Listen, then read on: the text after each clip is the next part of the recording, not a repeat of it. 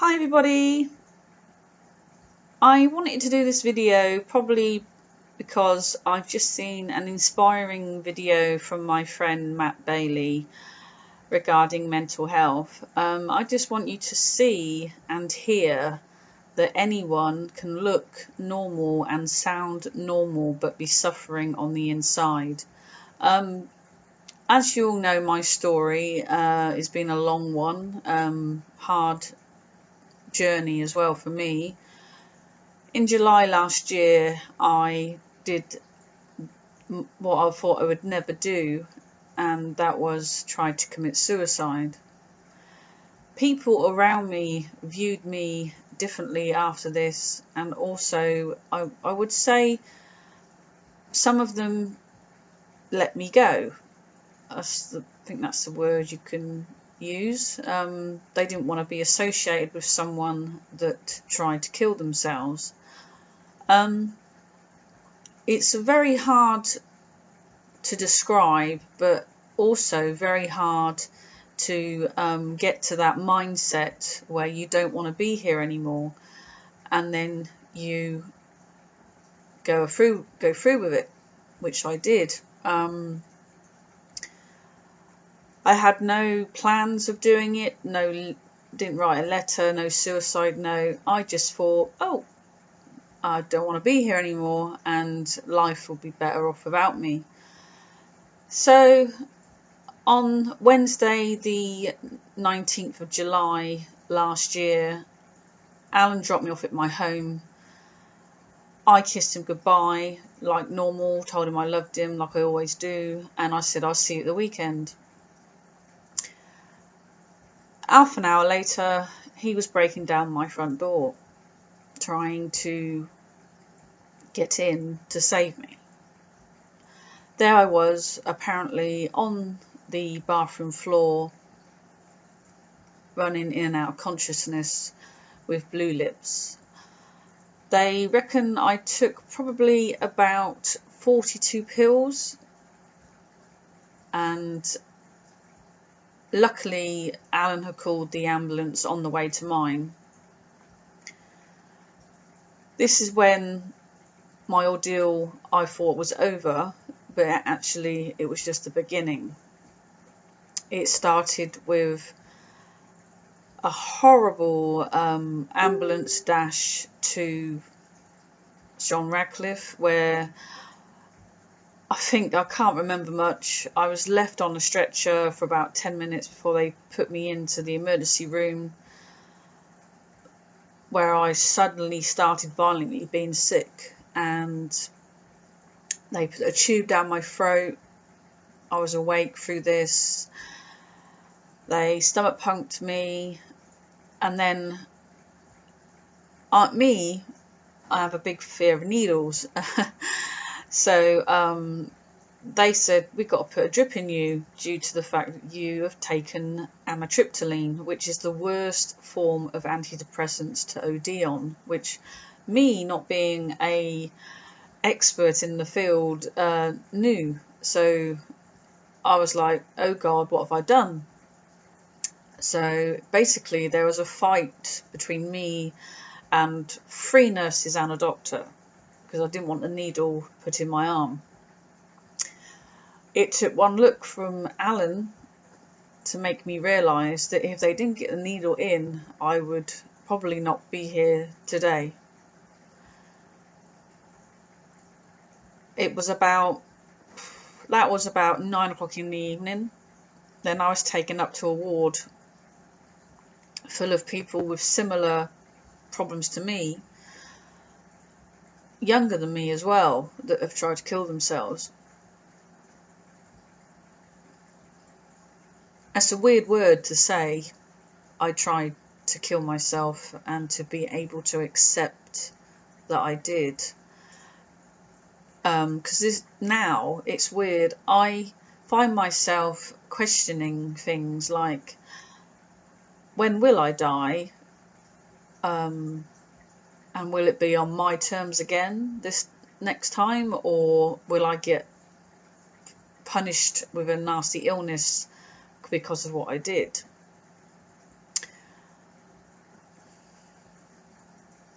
after that, it was a night of hell. That's all I can remember. I wasn't allowed to go to sleep. They kept waking me up. They kept taking bloods every hour. I was having probably, in total it worked out, I had about 2,000 to 3,000 litres of fluids pumped into my stomach. I was being sick, I couldn't eat. And then at about 3 a.m. in the morning, I actually had a visit from John Radcliffe's psychiatric nurse. And I'd say it was probably the turning point for me when she said, "Do you know why you've done this?" And then suddenly things all came to a head, and it literally hit me in the face. And to say the words, "I was sexually abused as a child," flew out of my mouth so easily that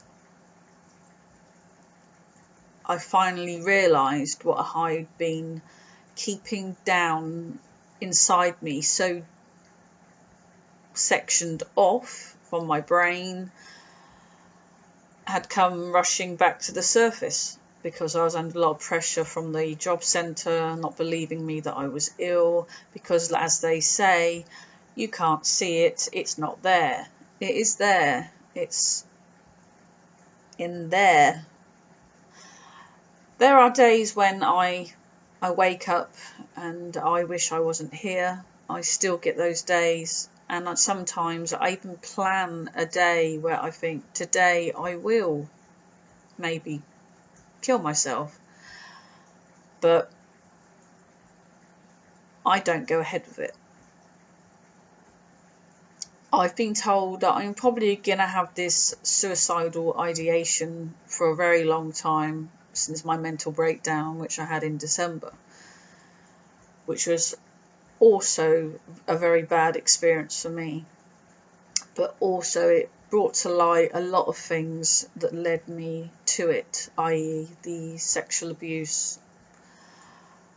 I lost a baby in my 20s when I was 7.5 months pregnant. It was a little girl. I had a miscarriage when I was with Alan. We probably will never be able to have children, so we've learnt to accept that. We're happy with the cat, as we call him.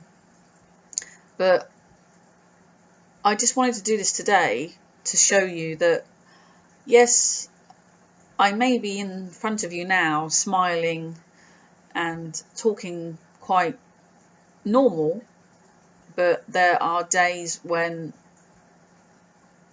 I can't even form a sentence together. I can't go out the door.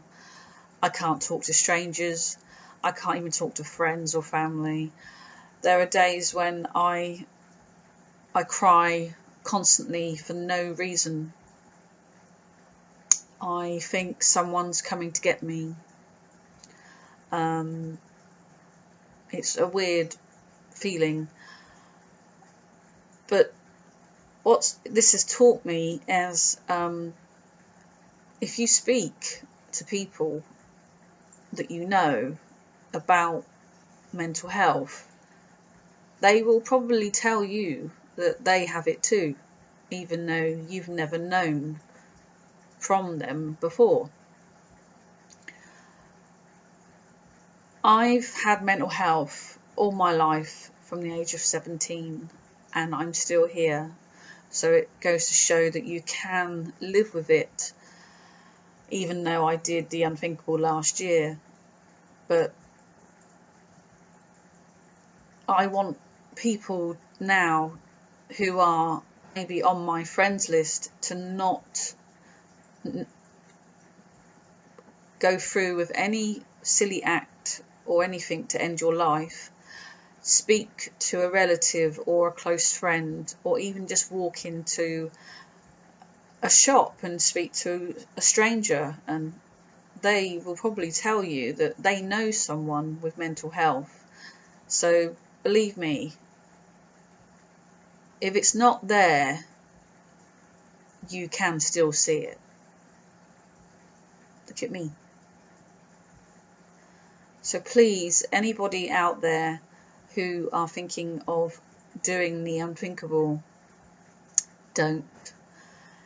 It's the aftermath, if it goes through, that you die, which is worse for your loved ones. I still feel guilty now of what I did, and what could have happened to my mum after what I'd done. So I just wanted to tell you today that reach out, and even though you think people don't think you are unwell, you have a voice to say, I'm not, and please help me. Have a good day.